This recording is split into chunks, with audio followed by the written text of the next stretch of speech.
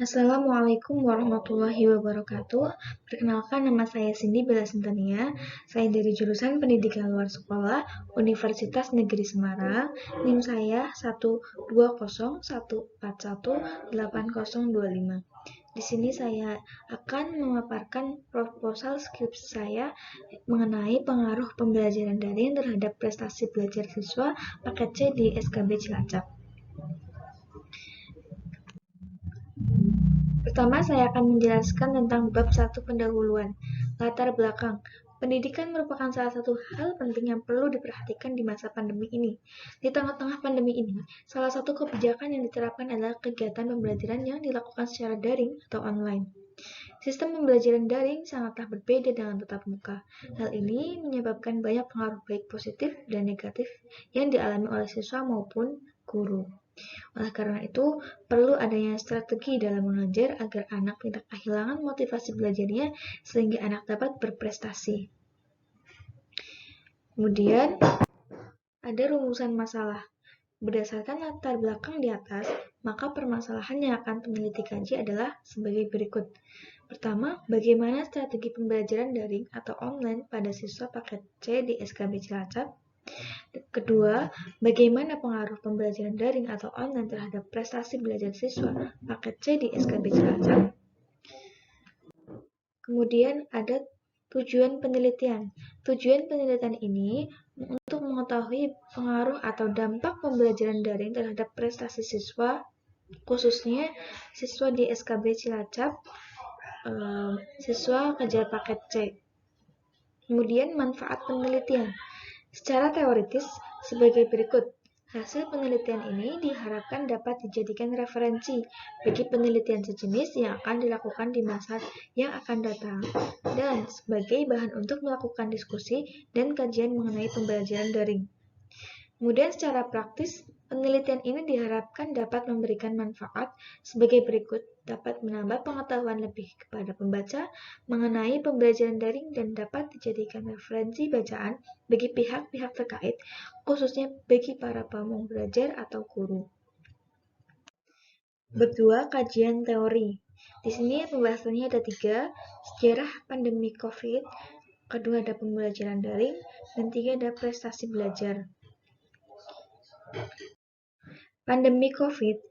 Pada bulan Desember 2019, wabah pneumonia yang disebabkan oleh virus corona terjadi di Wuhan, Provinsi Hubei, dan telah menyebar dengan cepat ke seluruh Cina.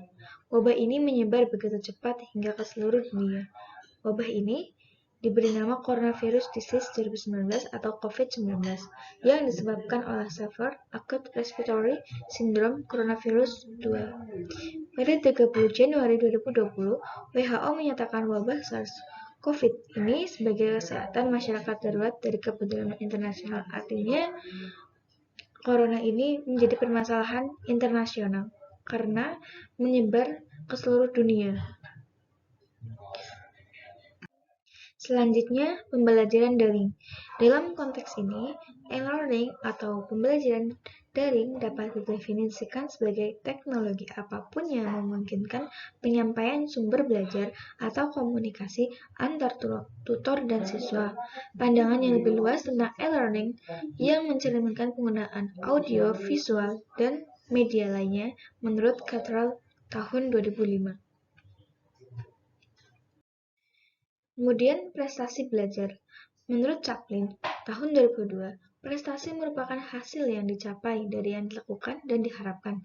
Dari definisi tersebut, maka prestasi belajar adalah penguasaan pengetahuan dan keterampilan yang dikembangkan oleh mata pelajaran yang lazimnya ditujukan dengan nilai-nilai atau angka-angka yang diberikan oleh negara.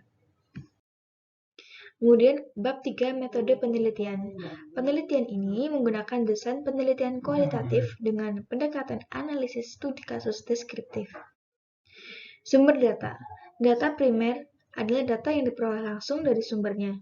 Sumber data primer yang digunakan dalam penelitian ini meliputi orang tua ataupun wali dari warga belajar program kejar paket C, kepala SKB Cilacap, pamong belajar, serta pihak terkait lainnya. Kedua, ada data sekunder. Data sekunder dalam penelitian ini adalah data yang diperoleh bukan secara langsung dari sumbernya.